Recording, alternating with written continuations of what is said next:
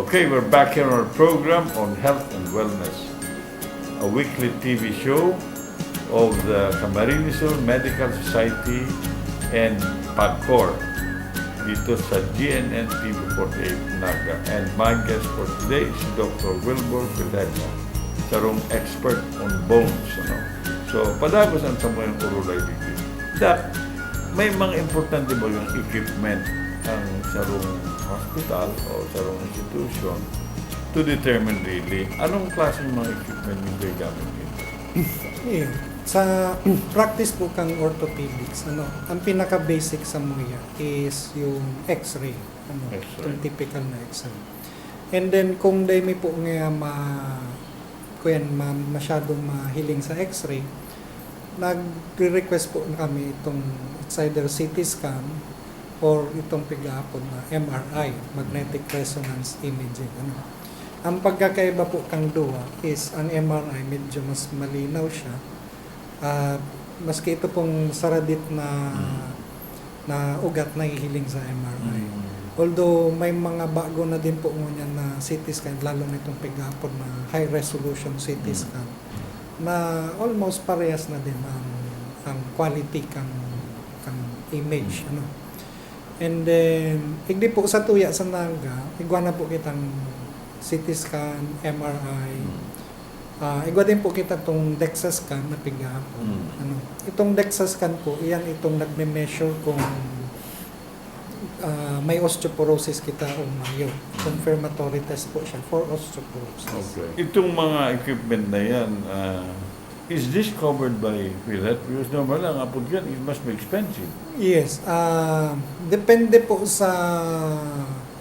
Ngunyan po kasi ang PhilHealth is kuya na itong case rate na case rate, tama. So, kay gibuon ini sa imo day, ang babayad kang PhilHealth is arog lang kay ning amo. So, nasa decision po talaga kang doktor kung kaipuhan niya ang CT scan o MRI para sa pagplano kang pagbulong sa pasyente. Okay. Now, ano natin gusto kong maaraman? Ito yung naapon na bone grafting. So, minsan mo, may mga aksidente na kaipuhan talaga itong bones na may balik. Tell us more kayo yung naapon na bone grafting. Okay. Ang bone grafting po, is saro po yan sa procedure na pagigibumi, lalo na po kung ang sarong pasyente is nabawasan ng tulang dahil po sa aksidente o kaya sa cancer. So ang nangyayari po na it's either nakuha po kami ng tulang sa ibang parte kang hawak kang pasyente, kasi yung may pig-revive duman sa nawarang tulang. Or igwa man po itong pigapod na allograft na hali po sa ibang pasyente, piglalag duman sa pasyente mismo. Pero ang pinaka-safe tsaka common na pigigibo po, itong hali mismo sa pasyente. Sa pasyente. Yeah. So, ano yan? When you say bone grafting, are you telling me na ano nga po ganyan, pero nabubuhay girala ang bone, na dakula? Iyo. Sa physiology po kang bone grafting, kumbaga sa tinanong, garong nga kita naglag ng tulang tsaka fertilizer para tubuan siya girana. So, arag man po kayo ng bone grafting. Kaya lang may mga prerequisite po yan. Dapat po mayong infection. Yeah, kasi sigurado yan, pag naglag ka ng bone graft na may infection, dahil yan matubo. Tapos po, magayon po ang blood supply kang area. So, dapat bako siya itong ischemic, itong malinig, kumbaga. Yan ang pinaka-prerequisite yan. And then, matalubo na po yan. So, kaya lang, syempre, iyan po sa technical side niyan, pero iba man pong patient side. Dapat po sa pasyente, para magtubo itong tulang, dapat mayo siyang bisyo. Issue. Okay. Kasi sa makaka-apekto din po yan, lalo na sa sigarilyo. Tapos, atamano niya itong bones niya. So, may mga, kung pigtawan po siya ng mga vitamins, supplements, dapat pigiinom niya, antibiotic niya. Para itong mas magayon po ang tubo. Ang kwen lang kasi, ang pagtubo kang tulang is dahil mo pwedeng madali. Okay, takes time. It takes time talaga. Right. Months, minsan years, Oh. bago siya na-heal. Yung case ng lalagyan ng steel, mga ano naman yan? Sabi ko ba may, Iya. may steel niya? Ito pong mga piglalagan, mga stainless ngayon is yung mga typical po sa mga fractures, itong mga nagkakabararihan to. Dahil man po, pare-parehas ang bari kang pasyente, so dahil man po pare-parehas na to lang ang nagbabari lang. So bawat bari, bawat parte kanto lang may specific pong stainless para to. Kaya dahil po pwedeng itong nga si arog ka ni arog nga kayo stainless, pwede ba inibok arog man kayo ito dahil? Anong mga cases na sabihin mo mga linagan nyo ng stainless steel? Iya. Mga bari po sa femur, yan, thigh bone, yung nakita na nagkabarari, mga bitis na nagkabarari. Usually pigaralagan ni stainless. Kasi otherwise po, pag dahil mo yung pig-ayos, magkakaproblema ang pasyente. It's either dahil makalakaw ang pasyente, kung makalakaw man siya, medyo pilay. Kasi dahil napantay ang bitis. Okay. Now, that bihirang makadang bagaligbing sa kaso inapon na bone cancer. Okay. Tell us more about this. Ano yan ang inapon na bone cancer? Okay. Ang bone cancer po, okay. Ang pinaka-common po ng bone cancer is yung pigapon na metastatic bone disease. Ibig po sabihin, itong cancer na nagtubo sa tulang is hali po sa ibang cancer. Okay. Sa babae po, especially itong breast cancer. Breast cancer? Yeah. Pag ang babae po may breast cancer tapos yan nag-metastasize, ang usually pigdudumanan kayan ang tulang. Ang tulang. Yeah. The same thing po sa lalaki pag may prostate cancer siya, ang pigdudumanan po kayan is ang tulang. So, I see. in general po, ang pinaka-common pa din na cancer sa tulang is yung metastatic. Although igwa po kita itong pigaapod na cancer talaga sa tulang, itong primary bone tumor na pigaapod ang number one po dyan, ang very common is yung pigaapod na osteosarcoma. Okay. Ini pong osteosarcoma is very common po ini, usually sa mga teenager, between mga second hanggang third, fourth decades kanina. So yan po mga nag-iedad po yan mga 10 anyos hanggang 30 anyos siguro. Diyan yan common na nahihili. What are the indications? Sabihin posibleng iwang araw ko yan. Ang cancer po kasi sa tulang, ini ang problema kasi dyan na once na nag-manifest na siya is medyo dakula na siya . So, kung ano po ang sarong pasyente nagkaigwa ng cancer, sa ngunyan po dahil pa determine ang cause talaga. Although may pigapod po kita itong mga risk factors. Saro po sa risk factors, iyan hereditary. Hereditary. Mana-mana, kumbaga. Kung si lolo mo ngayon, nagkaigwang cancer sa harap kayo, ang chance na magkaigwa ka mag-cancer is medyo may probability. Second, itong exposure niya sa carcinogens, mga pagkakakantan ng mga preservative, sa environment. So, iyan po, mga risk factors man lang yan na pigahapo.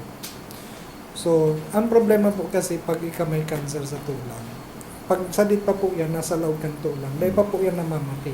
Okay. Mapamati lang po yan pag nadakula na siya sa tulang. Ano mamati yan? Ang primero pong pagko-complain kang pasyente na may cancer sa tulang is pain on weight bearing. Ibig sabihin po, pag naglakaw po siya, o kaya pag piggabatan niya na si bitis niya, makulog. Tapos, pangalawa po yan, may bukol o gato. Kaya lang po, sa case po kang osteosarcoma, sadit pa lang po kasi ang osteosarcoma, yung cancer sa tulang, is may halangkaw na po ang chance niya na magkalat, magmetastasize. Kaya by the time po na ma-diagnose kang, magluwas ang simptomas mo, almost 20 to 30% kang pasyente diagnosis upon diagnosis is nasa stage 4 na. What do you do with that?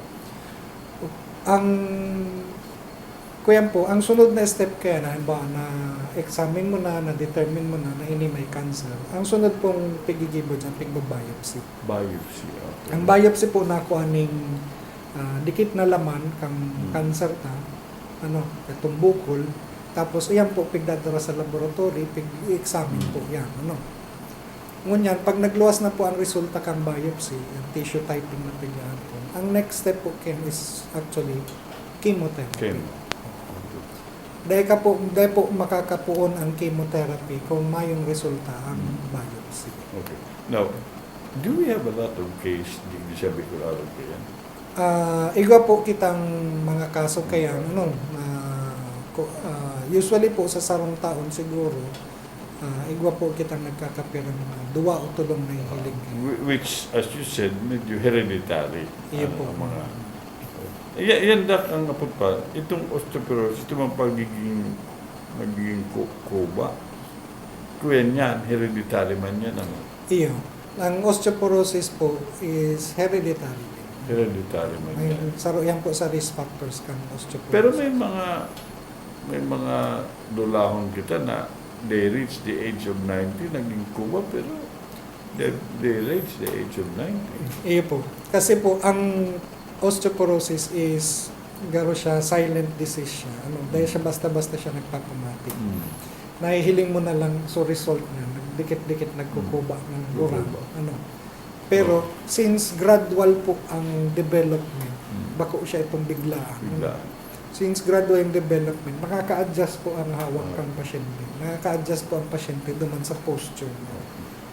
Pero kung bigla po yan nangyari, halimbawa nga, nagkaigwa siya ng tulos, natumbang niya siya. Nagkaigwa siya ng compression fracture niya duman sa likod. Nagkilmit siya ito lang. Ito po, makulog ito. Bago, sariwa, acute ang dating. Pero pag gradual po ang Dahil mag-narisa. Dahil naririsa yan, dahil nagmamati. Kasi nakaka-adjust po sa doon sabi lang kay bapat na yan kapag gugura. Yeah. Medyo Kaya lang mo niyan baga, ang iba, sabi nila, abo ko nga dok maggurang ng kuba. Di dapat pero practice it has kita. to do with posture also. Yes, posture. Mga doctor na ito, mga military na state body. Yeah. Now, Doc, sarap po ba ng importante yung sports medicine? Can you tell us ano yung sports medicine na dapat tinatandaan? Mga ano yan? Okay, ang area po kang sports medicine or mga sports injury is under pa po yan kang orthopedics. Ang saro po yan sa subspecialty kang orthopedics. Okay, ang sports medicine po ang kakabutan po kaya ng area, itong mga injury na nasusustain sa mga sports activity. Especially po sa basketball. Mga contact sports po usually very common yan. Basketball, yan mga MMA. Very common. Tapos yan, itong mga sports na nagbabaranggaan ng pasyente. Okay. Saro po sa common sports injury is yung ankle sprain. Mga sprain, ankle sprain, knee sprain, hip sprain, shoulder sprain. Tapos, duman sa mas malalang side, igwa po kita itong pagkahapon na ACL injury. Itong dakulang litin po yan sa laukan tuhod na napuputol. Mga NBA players, sabi operan niya sa ligament. Tapos sa shoulder man po, igwa man po kitang pagkahapon na rotator cuff injury. The same thing po itong nangyari kay Manny Pacquiao. Nag-operahan siya sa shoulder kasi nagkaigwa siya ng rotator cuff tear. Okay. Iyan pong mga injury na yan is kung ika po ang buhay mo is very dependent sa sport. Pigo-operahan po talaga yan. Kasi otherwise, mawawaran ka ng source of income. Tulad kay Manny Pacquiao, kung dahil niya pina-opera itong shoulder niya, Oo. maluyan na ang suntok niya. Tuntok niya. Ano So, yung ginibo ni Mandak? Ano? pig-repair po siya arthroscopy. Garo pigtahi lang itong napukit. Garo may nagpukit siya nga rin Oh. kanya. Muscle, bones. Tendons po ito. Tendon. Okay. Tendon. So, pigbabalik siya gira. Global. Para mag-heal siya ng maayos, magbalik si dati niyang kusog sa kahirapan siya. Yan pala nangyari sa iya. Yeah. The same thing po sa itong sa tuhod, itong ACL. Pag-oroperahan po yan. Kasi kung ikaw po professional athletes, yan naman ang source of income mo. Dapat makabalik ka sa prime para mag-earn ka. Pero kung dahil bako ka man po ng professional athletes o ano, optional ang surgery. Kasi pwede man siyang ma-manage conservatively. Kaya lang, mag-iiba na nga lang ang sports activity mo. Medyo lessen na ang intensity. I see. Yan ang mga yeah. Tapos, ang kaibahan din po dyan ang prevention. So, very important po sa dahil ko lang po aram hindi sa naga kung pigpo-practice na po talaga yan. For every tournament, na-sanction kang kung ano man organization, at least dapat i-shield na ng sportsman na doctor. Kung hindi man siya sportsman, it's either sports orthopedic physician o kaya wala sigurong physical therapist na ano siya, familiar doon sa mga injury na kung anything na mag-happen during play, meron kagad na mag-serve ng first aid.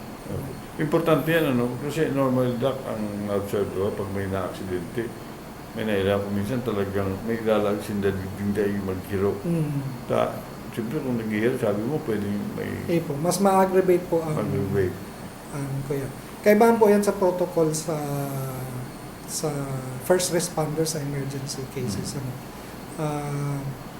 Ang kuya nga, kung dahil po kamo tatao talaga mag-respond sa sarong emergency case, dahil na lang po kamo mag-purbag. Okay, kasi magalat ka. mag-apod ng, pwede lang pinakamagayon po ng Dunggibon is mag-apod ng emergency hotline. Okay. Tapos, i-clear na lang po siguro itong area kung saan nangyari ang That's a good advice. Because normally, ang tendency ba ng tao, may nahulog yung sa motorsiklo, daralagang to, burubuhan. Although, nature na po talaga sa tuya iyan magtabang. Kaya lang sometimes, kung dahil mo aram ang extent kang injury, mas lalong napapasama. So the best thing is to call ang... Kung dahil po ka mo trained na mag-respond sa emergency situation, ang pinakamagayon lang po ninyong pwedeng gibon is mag-apod ng may aram. Okay, ambulansya o rescuer na pinag.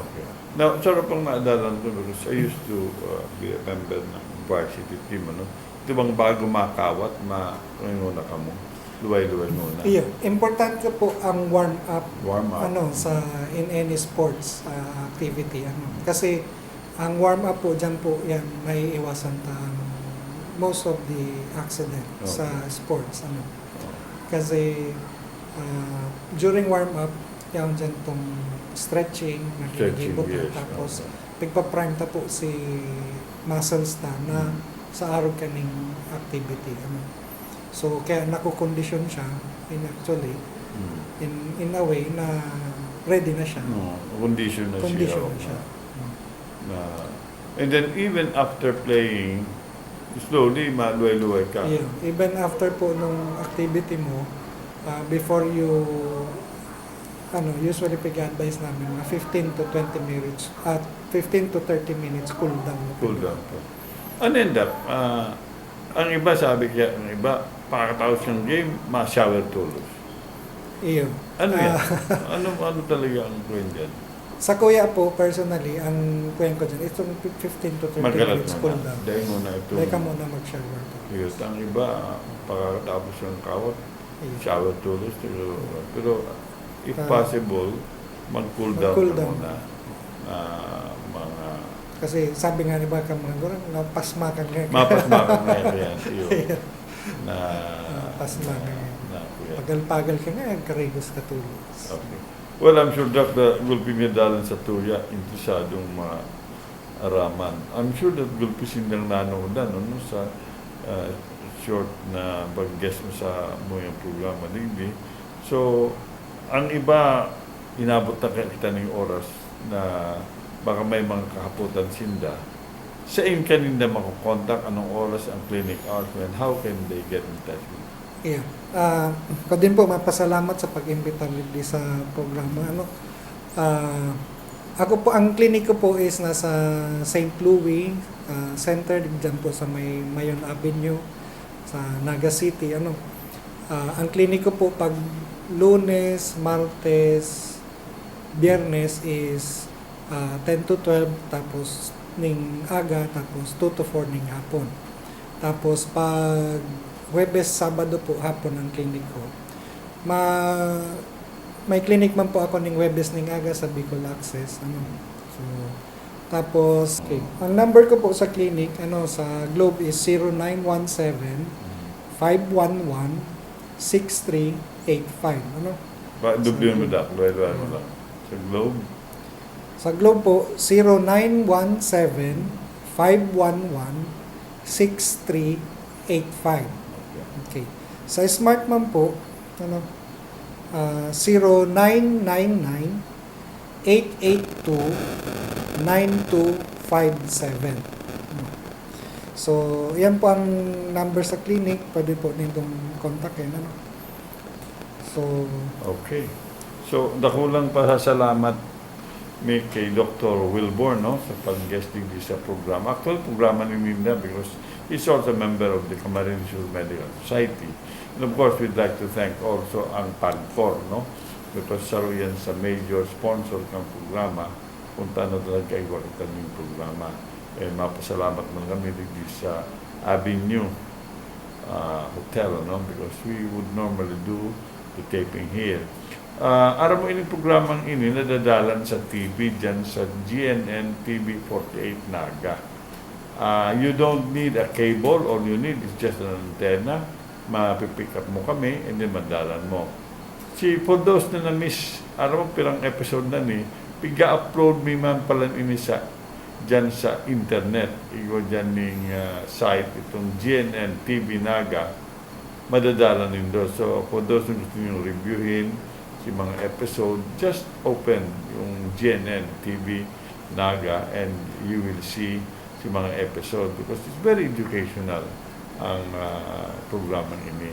So with that, we'd like to thank again our guest, si Dr. Belleca. And of course, we'd like to thank all of you there watching our program, Health and Wellness program here on GNN TV 48. Thank you very much. Thank you, Dan. thank you, sir.